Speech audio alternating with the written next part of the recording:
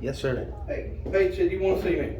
Oh, I wanted to see anybody. I've been waiting for the contract between Blue Line Solutions and... She gave you the one that we got. We don't have a signed one yet. I sent Blue Line a message and asked them to send me one. You guys if you'll leave her an email. Didn't keep a copy of that? We don't have a signed one yet. I do not have a signed copy. I'm getting it from Blue Line. When was the contract initiated? I don't even know when it started. In 2019 or 2020, I don't remember now. It's been so long ago. So it's been in function for 2 years and there's no signed contract has been. Yeah. But we haven't been doing anything with it until this past September. Had COVID come up and all the other stuff, put everything on hold, and we weren't able to do anything. And then I also asked for a couple of the copies of the revenue checks. I don't have copies of checks. They've all been deposited, but she gave you the slips that's got the information and all that on it. That's all I've got. She didn't give me any slips with information of the I thought checks. she said she gave you She gave me copies of the revenue reports. Right. So just so you know, the problem that I'm having is with Blue Line Solutions. It's not the Sheriff's Department. Okay. They don't typically follow the law, and they've been sued many times. And I've talked to the city of Lincoln about this and warned them about getting into business with Blue Line Solutions. So, what have they been sued for? Issuing tickets that shouldn't have been issued. So there was one case in Girard, Ohio, where there was a construction zone. It's different from here, but it's still the same company, so it shows kind of a pattern. Okay. So don't quote me on this. I'll give you the details as best as I remember them. In Girard, Ohio, there was a construction zone, and the construction was over, and the signs were removed by their Department of Transportation, but they never adjusted the camera speeds. So people were going by there, let's say 70 miles an hour, but they were getting tickets saying that the speed limit was 35 or 55 or something. And then there was a lawsuit that ensued, and it went to the Ohio Supreme Court or whatever it is. And I listened to the oral arguments, and in those oral arguments, Blue Line Solutions attorney said, they're a private company and they don't owe a constitutional right to anyone. And I took issue with that because if you're doing business with the county or whatever, we've got 4 people here that watch every one of those pictures. We have to approve them first before they go off. And the guys try to catch everything, and they try to make sure the times and all that's right. Right. Is there going to be one slips through? I'm sure there probably is. We just had court last week. The lady, it was during the sign with the slower speed. The lady said she got the ticket. According to the thing, it was like 4:03 and 27 seconds. And the camera shut off at 4:03 and 22 seconds or something. So we dismissed it. And just so you know, I've never gotten a speeding ticket from one of those cameras. Good. I haven't had a ticket in like 20 years that I haven't been able to beat. But I've already uncovered a bunch of stuff that they're already doing here that's illegal. And I feel that... Well, if you know of anything, I'd appreciate a heads up on it. We're going to talk about it, I think, tomorrow at the commissioners meeting. But well, see, the Board of Commissioners has nothing to do with it. It's all between the school board and our office. I understand. So it has to be approved through the school board, not the Board of Commissioners. Okay? Well, I thought that, and this is one of the reasons why I wanted to see that signed contract is... Well, the contract that I signed is the same one that she gave you. It just don't have a signature on it yet. I mean, that's the exact same So it's thing. identical to that? Everything that's in that should be. All right. But as soon as we get the That's other what one, I was trying to, I'll send you a like, copy. I don't want to think like, oh, maybe this is a problem, but if the contract was amended, do you see what I mean? That's why I was looking for the signed copy. If you're saying that that contract, the way that she sent it, is the exact one that you signed, Right. that's fine. Okay. And Because as soon as he you sends know it, what I'll I'm send it saying to is you. like, I didn't, without seeing the final version, you don't know if there were amendments made. Right. So, and that's the thing that I was looking at. Yeah.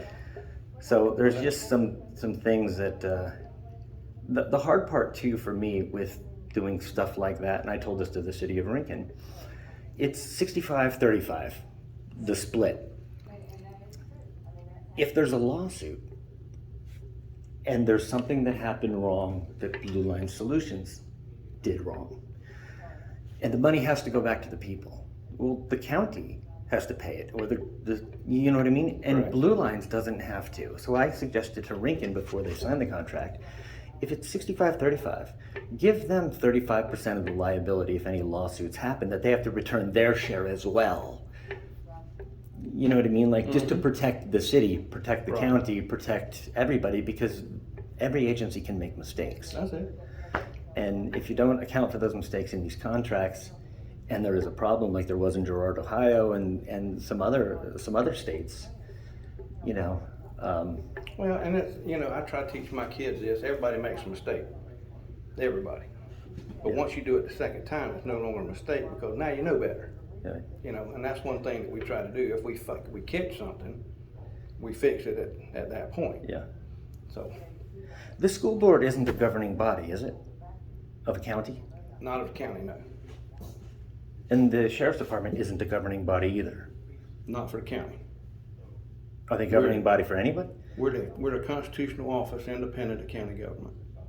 Right, but it's not considered a governing body according to the definition in the law, right? I mean, it's Not that I it's an know of. enforcement agency. Okay, all right, that's it. I guess I was just sitting here longer too, just because I got low blood sugar and I was just getting the shakes a little bit. So Well, you need some. I got some sweet tea in the truck, and just sitting down sometimes just makes it. My After father-in-law had diabetes bad, and how he gets. I don't have diabetes. It's called hyperglycemic. So when I eat something, I produce insulin, and then I produce too much, and it usually causes a little drop, depending on my schedule day. So if I just sit here for a few minutes, it usually kind of passes. Are you going to be at that meeting on Tuesday? Yeah, as far as I know. All right. Well, they had called me today and asked me that they said something was supposed to be on the agenda, but nobody had put anything on the agenda about the scoop cameras. So, I heard that they're going to bring it up for a topic, and you know, this all started. I'll tell you how this all started for me. I did a public records request to Blue Line Solutions. Do you think that they should fulfill those public records requests? I wanted to just get a general revenue report of all of the cities. It wasn't even including Effingham. It was like, starts with a B, is one of the towns. I think Garden City or whoever does them. I had Bloomingdale, yeah. So I had like 7 or 8 cities that I listed. City of Bloomingdale, city of something, city of something, city of something. And I sent it to Blue Line Solutions directly because I didn't want to do a public records request for each individual city. That would mean like 7 or 8 envelopes, 7 or 8 requests, something I have to track when I knew that one company had all of the documentation. And I just wanted copies of the revenue reports just to get an idea how many citations were given, you know, eliminated, you know how it breaks it down for you. So I just wanted to kind of figure out how this program is working and what they're doing and how it's proceeding. And they ignored the public records request. I sent it certified mail. And I even went all the way to this guy named Wright Banks. He's the Deputy Attorney General at the Attorney General's office. And in the Attorney General's, on their website, they have a guide to public information. And in that guide, on the second page, it says that private companies are subject to the public records, and it gives a case law, which is Atlanta Journal-Constitution versus Baker, I think it is. And nobody helped me get the documentation. I thought it should be easy because the law is to make it open to the public so that people can be involved. Nobody made it easy. Never got the documents. Wright Banks just gave me some excuse, and then I did a public records request for my emails that I sent to him and emails between him and his office employees about me, and he denied it based on attorney-client confidentiality. I'm like, wait, I sent you some of these emails. Why can't I get the emails I sent you? You know what I mean? It was just a test to see if what they would do, and it just, every time I turn around, I get slapped down trying to get public information. And it seems a shame to me that it's that difficult. It should be open government. Like, come on in and check out what we're doing. But it's not. it's a private entity, but I think once they started doing business with the county government or any part of county government, that should make those documentation open. And you're right. According to the law and according to the legal precedent, you are right. And I pointed that out to the Attorney General's office. It's on their website. It says that they have to do this. And then the excuse they gave me was, well, they're a Tennessee company. They're not in Georgia. So, but they're registered in Georgia with the Secretary of State as a business here in Georgia as well. So like I love the dialogue of the devil's advocate, you know, but tell me this, tell me that, because I do my research, you know what I mean, and I read.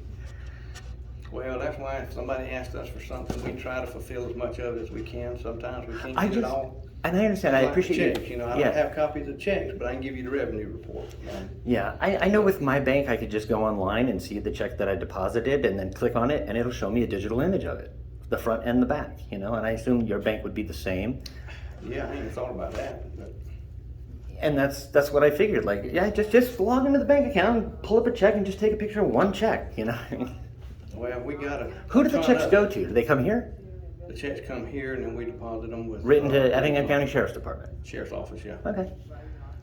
So anyway, I read and I research, and like here's another good example. No recording device is allowed unless authorized by a court order. You've heard of the case of Smith v. City of Cummings, Georgia, right? So it was a recent decision with the, I forget what circuit court we're in for the Superior,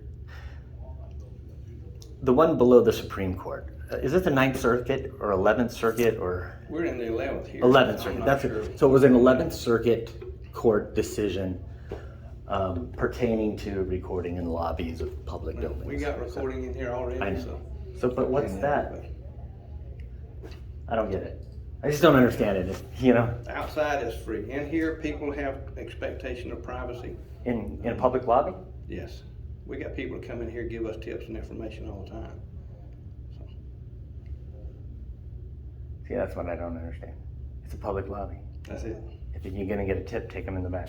Well, and we will, but right. People coming in and videoing. Anyway, I'm just talking about the things that I see and things that I read and research. It's all, you know. I appreciate it. I read and research, and like Smith v. Cummings specifically says, you get to record in public lobbies. Time, place, and manner restrictions. You know, there's time, place, and manner, and public lobby just didn't.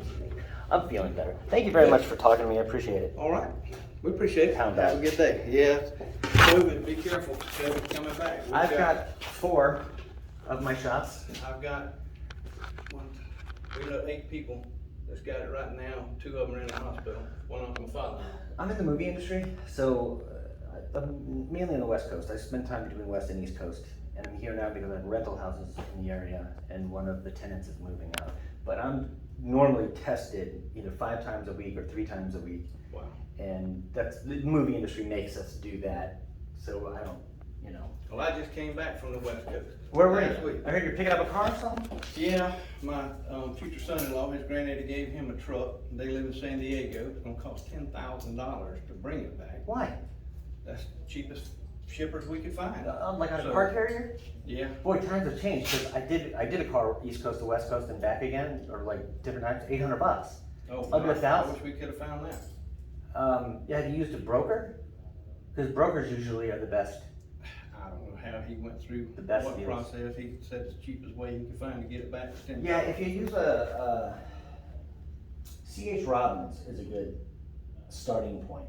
They're a trucking company that finds less than LTL loads, less than loads, you know, where they find room on another vehicle. Right. And a lot of car carriers work with them saying, hey, I got 2 spots on my truck. If you got another car, we'll take, you know what I mean? Oh, that'd been nice. And then you find, instead of having the truck is 10 grand, you find a spot on a truck. But it's called LTL, C.H. Robbins, that's a good resource to look at. I travel all over the country, so.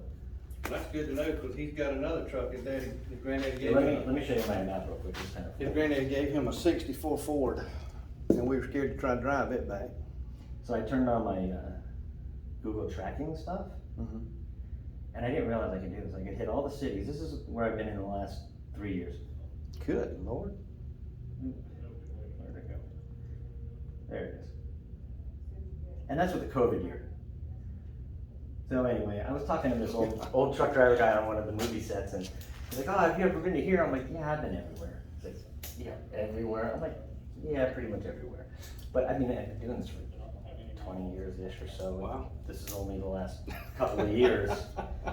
So anyway. That's plenty of it. Thank you very much. Thank you. Take care. You too. Bye-bye. Bye.